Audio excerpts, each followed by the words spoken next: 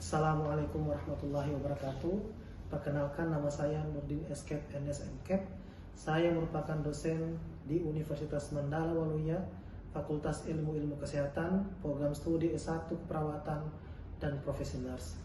Bidang keilmuan saya adalah keperawatan gawat darurat. Pada hari ini saya akan menyampaikan tentang teknik pengajaran saya dengan menggunakan metode Delivery, Interaction, and Assessment. Pada kesempatan ini pula saya akan menjelaskan salah satu mata kuliah yang saya ampu di prodi tersebut, yaitu mata kuliah keperawatan gawat darurat dengan jumlah SKS sebanyak 4, di mana memiliki distribusi 2 SKS pertama adalah dalam konsep teori, 1 SKS selanjutnya adalah praktikum laboratorium, dan 1 SKS selanjutnya adalah praktek klinik yang dilaksanakan di wahana baik itu di rumah sakit maupun di puskesmas yang ada di wilayah Kota Kendari maupun di Provinsi Sulawesi Tenggara. Jumlah pertemuan untuk mata kuliah keperawatan darurat selama 1 semester sebanyak 16 kali, di mana saya mengampu pertemuan sebanyak 8 kali. Adapun sistem pembelajaran dan materi yang akan saya sampaikan dalam 1 semester tersebut, yang pertama adalah saya melakukan kontrak awal di pertemuan pertama dengan mahasiswa dengan menjelaskan segala bentuk peraturan ataupun hal-hal yang ingin dicapai dalam proses pembelajaran. Kemudian di pertemuan pertama juga akan menjelaskan tentang pengertian konsep dari gawat darurat. Selanjutnya pertemuan kedua tentang konsep mekanisme trauma. Yang ketiga terkait masalah triase emergensi. Yang keempat tentang proses perawatan di setting pre-hospital dan in-hospital, baik kasus medikal maupun trauma. Yang kelima tentang penanganan kasus di berbagai sistem, yaitu non-trauma. Yang keenam tentang kasus medikal. Yang ketujuh tentang kasus medikal berkelanjutan. Adapun jumlah pertemuan tersebut sebanyak 8 kali dengan diakhiri di minggu ke-8 untuk pertemuan UTS-nya.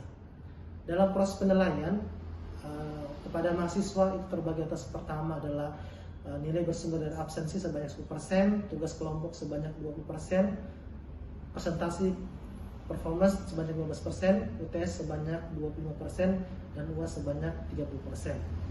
Ya, itulah tadi deskripsi singkat terkait mata kuliah keperawatan gawat darurat, dan selanjutnya kita akan menuju ke materi yang ketiga terkait masalah triase emergensi.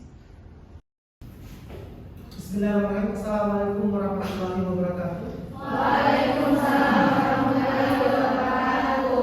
Alhamdulillah, hamdan katsiran thayyiban mubarakan fihi kama yuhibbu Rabbuna. Segala puji hanya milik Allah Rabb semesta alam, sehingga pada kesempatan yang mulia ini kita kembali dipertemukan di proses perkuliahan di minggu ketiga untuk mata kuliah perawatan gawat darurat. Untuk mata pertemuan kali ini kita akan membahas tentang materi triase emergensi. Sebelumnya masih ada yang mengingat tentang materi di minggu kedua untuk mata kuliah perawatan gawat darurat? Ya, silakan Ica. Mekanisme trauma adalah studi tentang luka dan cedera yang disebabkan oleh kecelakaan atau kekerasan pada seseorang. Oke, sudah menambahkan? Oke, silakan. Mekanisme trauma dibagi menjadi 4. Pertama, trauma pukul yang diakibatkan pukulan ataupun benda tubuh. Yang kedua, trauma tusuk yang diakibatkan benda tajam ataupun bisa contohnya seperti pisau. Yang ketiga, trauma akibat ledakan yang diakibatkan dari bom. Terus yang keempat itu trauma projektil yang diakibatkan oleh senjata. Oke, jadi itu contoh materi sebelumnya ya tentang mekanisme trauma. Apa sih relevansi dari materi ini? Dan karena nanti teman-teman itu diharapkan mampu untuk menilai kondisi pasien yang berada di instalasi gawat darurat ataupun di puskesmas.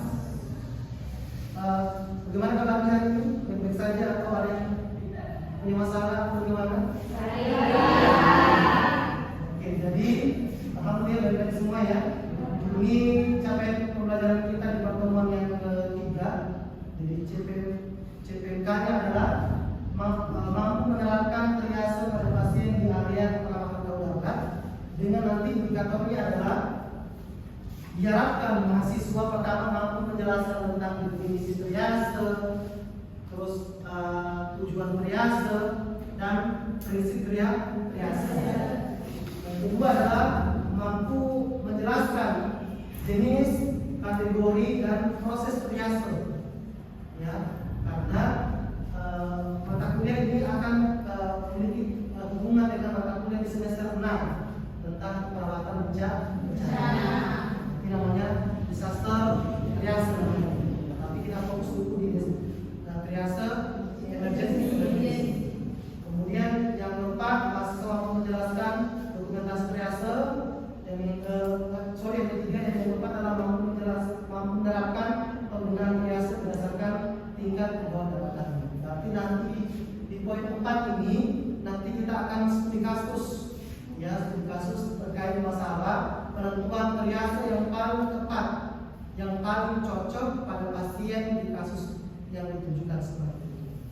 Jadi model pembelajarannya menggunakan dua, yaitu metode ceramah plus menggunakan metode studi kasus dari yang ditampilkan pada slide selanjutnya. Oke. Sebelum saya masuk ke materinya, dari gambar ini ada yang bisa kira-kira memberikan deskripsi atau memberikan narasi? Kira-kira dari gambar ini apa yang terjadi? Oke, silakan. Gambar yang sebelah kanan menurut saya Pak, Ya. dilakukan triase pre-hospital. Ini. Iya Pak. Oke. Kemudian yang Terus ini? sebelah kiri itu dilakukan triase in hospital. Oke. Ada yang menambahkan? Ada? Cukup? Oke. Jadi kalau kita lihat dari gambar ini ya, ini memberikan kepada kita bahwa ternyata proses triase itu bisa dilakukan baik di dalam rumah sakit maupun di luar rumah sakit.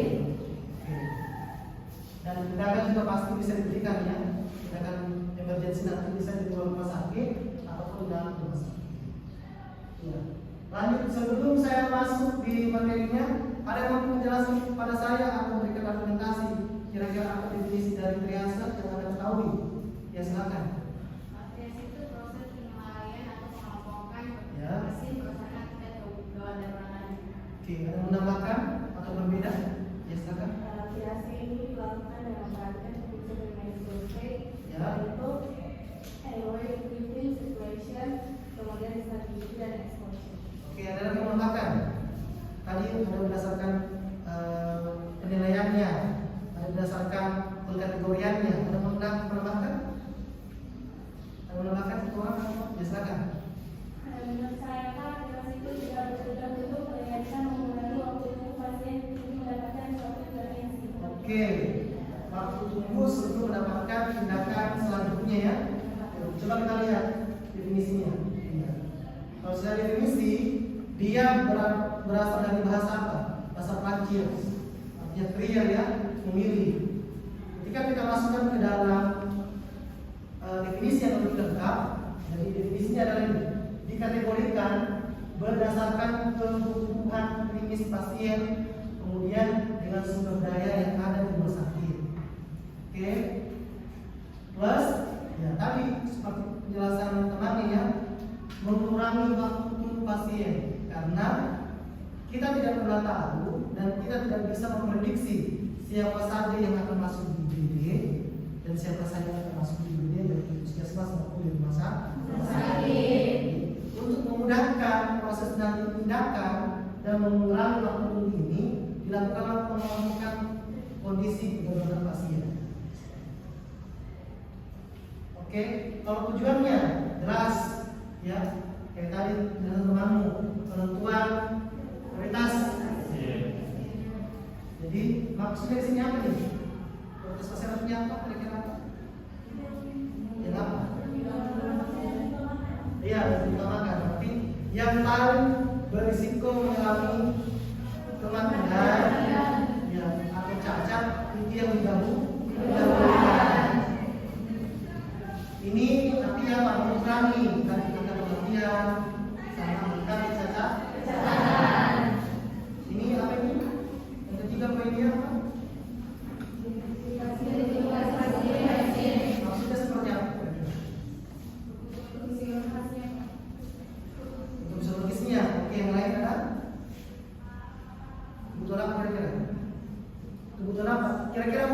masuk ke rumah sakit itu dia butuh apa sebenarnya?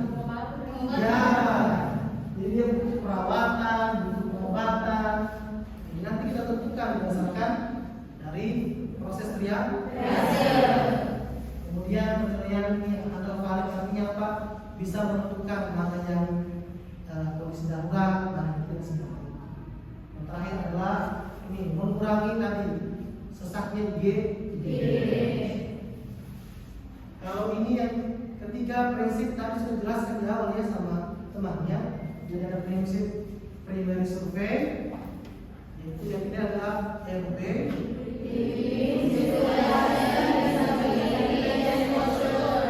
Kalau RB sebenarnya ini apa sebenarnya RB? Kalau breathing, oke, nafas. Kalau sirkulasi, apa sirkulasi? Oh, nadinya. Kamu lagi ini restoran nadi. Kira-kira apa? Oke, tekanan darah. Iya, status serum pasien. Apa lagi? Apa lagi kira-kira nilai? Oke, tanda-tanda sianosis ya yang dinilai. Oke. Kalau yang D, disability apa yang dinilai kira-kira? Saudaranya, pakai apa kamu nilai kira-kira? Oke. Yang terakhir ini apa? Exposure artinya? Apa exposure? Iya, yang kamu lihat ketika pasien masuk di GD. Kan kelihatan tuh? Ya, misalkan ada pendarahan, ada fraktur, ada luka. Nanti dinilai mana yang masuk kategori darurat, mana yang emergency dan seterusnya. Kemudian beratnya cedera. Ini apa? Berat cedera ada yang sebetulnya dia trauma tusuk di bagian organ vital atau trauma tumpul di bagian kranium. Ini semuanya karena itu akan menentukan oh ternyata ini yang bisa masuk di kondisi emergency atau tidak seperti itu. Terus ini jumlah pasien. Gimana maksudnya jumlah pasien ini?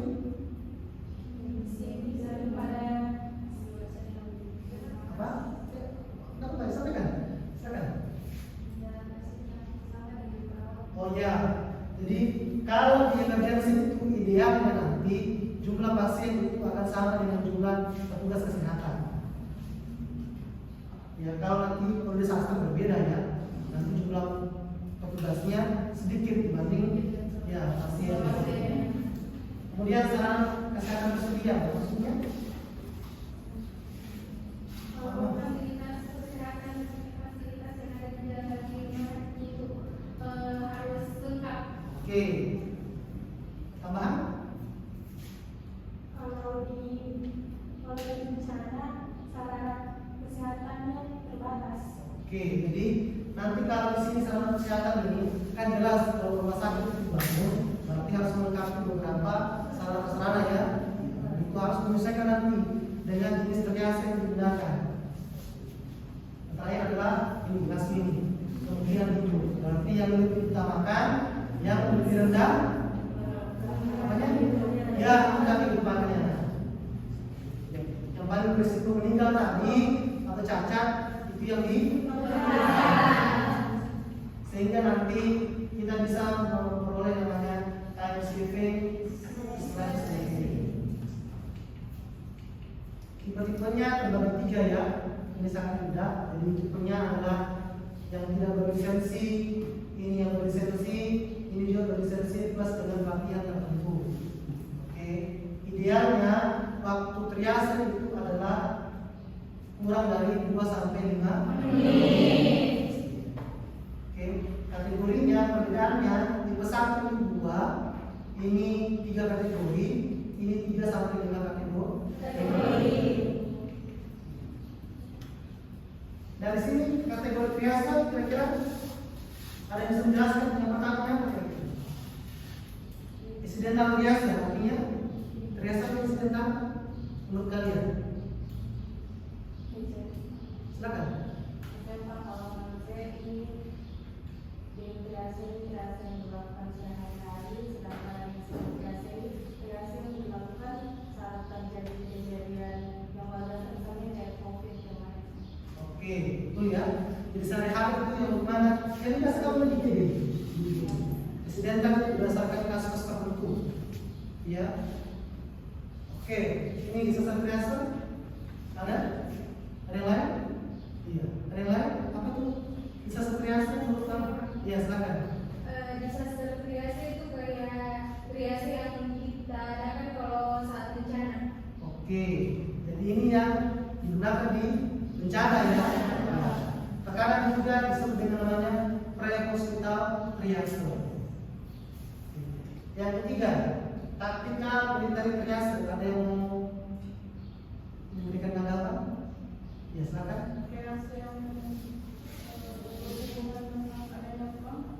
Oke, ya, jadi ini salah satu triage khusus ya yang digunakan oleh instansi tertentu, baik itu yang di militer ataupun kepolisian ya, karena terkadang mereka menghadapi konflik tertentu dan itu pasti ada korban ya. Dan korban itu ya harus dikategorikan. Ya, tidak mungkin semua langsung diberikan tindakan, harus ada prioritas sehingga dibentukkan namanya salah satu kategori adalah taktikal militer. Kalau kira-kira di gambar di samping ini menurut kalian ini masuk di mana ya? Apakah dia ini disaster atau taktikal? Yang gambar ini ada, ya daily. Ini salah satu contoh daily yang tipe berapa tadi? Tipe berapa? Ini kan ada 5 yang tipe berapa? Oh ya, 3. Karena kalau tipe 2 itu 3 kategori. Tipe 3 itu pakai minimal 3 sampai 5 kategori. Nanti fokus kita di pertemuan ini karena kan banyak jenisnya ya. Dan nanti akan menjadi tugas baca dan tugas individu untuk krisis yang selain itu. Ya. Jadi fokus kita nih dari namanya ATS Australia Triage Scale. Dulu namanya NTS ya, National Triage Scale namanya. Tapi dimodifikasi menjadi ATS. Pertanyaan penting itu kenapa ATS ini yang banyak digunakan di Indonesia? Ya, ternyata alasannya itu bahwa rata-rata rumah sakit di Indonesia menggunakan ATS. Yang pertama. Yang kedua, salah satu standarisasi di pelatihan untuk BPJS itu adalah triase ATS. Kalau di Permenkes dengan Peraturan Kesehatan itu dia tidak menyebutkan spesifik triasenya apa, cuma dia menemukan ada 4, yang warna hitam, merah, kuning dan hijau. Tapi setelah dievaluasi agar hasilnya lebih optimal, ternyata bisa dikategorikan menjadi 5. Sekarang kita masuk di ATS yang menjadi poin penting di pertemuan ini, karena nanti ada kasus teman-teman menilai mampu menentukan ini ATS berapa. Jadi kita lihat dari tabel ini teman-teman sekalian, kan di awal tadi bahwa ada prinsip ya, prinsip berapa prinsip apa pertama nilai? Ya, prinsip nilai. Selalu ya, karena kita ini emergency, primary dan secondary. Pertama adalah ini adalah RW yang jadi di sini kelihatan kalau dia nanti nafas itu berguna apa? Berguna apa? Ya, RW. AT1 itu adalah bulbnya warna merah. Oh, kalau AT2 warna orange. Dia berapa? Di sini tidak ada yang namanya nafas toh, tapi ada namanya distress pernafasan. Distress pernafasan itu masuk apa dia? RW atau breathing? Ya, breathing. Terus apa lagi nih? Di ATS 3 contohnya ya, kita lihat di parameternya ya. Di sini melihat ternyata ada sesak nafas. RR-nya 26 kali per menit. Itu masuk breathing atau RW? Sesak nafas, breathing atau RW? 26 kali. Ya, kalau misalkan ini ada snoring, stridor, gargling, wheezing, nafas tambahan itu maksudnya apa? RW atau RW? Oke, RW. Dibedakan frekuensinya. Kalau frekuensi itu bisa apa? Apneum, bradineum, apneum, apalagi vesikuler, itu masuk semua frekuensi. Nanti kalau dia henti nafas, stridor, snoring, darling, wheezing, itu masih dia ya. Sampai di atas 4 juga sama ya. Di sini tidak tahu lagi perdarahannya ringan dan seterusnya. Kemudian atas 5 itu adalah minimal nyerinya ya, nyeri yang paling sedikit ya, dari lecet, terus apa lagi, jalannya potensi ringan, oke, terus apa luka itu bisa. Jadi di antara ATS 1, 2, 3, 4, dan 5 ini semua nilai A di sini itu memiliki parameter berdasarkan airway, breathing, sirkulasi, disability, sama ada yang menanyakan dari tampilan ini? Ada? Ya. Bagaimana itu kalau keluhannya pasien ada yang masih di ATS 3, ada juga yang masih di ATS 4. Oke. Apa yang didahulukan? Ya, yang mana dahulukan ya? Kira-kira sebelum saya jawab ada yang menanggapi? Yang menanggapi? Ya silakan. Menurut saya Pak, yang didahulukan itu ATS 3 karena tidak dari waktunya saja ATS 3 itu lebih cepat penanganannya daripada ATS 4. Oke, ada yang lain yang berbeda dengan itu? Ada yang berbeda? Ya, Pak. Kalau menurut saya, kalau misalkan tanda dan gejalanya lebih banyak di ATS 4 Ya. dan tanda dan gejalanya lebih sedikit di ATS 3, maka yang diutamakan itu di ATS 4 karena tanda dan gejalanya lebih banyak di ATS 4. Ya. Jadi ada 2 jawaban ya, ada mengatakan 4 karena berdasarkan banyak gejalanya. Ada yang mengatakan bahwa didahulukan ATS 3 berdasarkan lama waktu untuk pemberian. Ya. Dan jawaban yang paling tepat di kondisi tersebut ya adalah ATS 3. Jadi dapat pasien datanya sebagian masuk di ATS 4, sebagian lagi di ATS 3. Ternyata ATS 4 lebih banyak, ATS 3 cuma sedikit.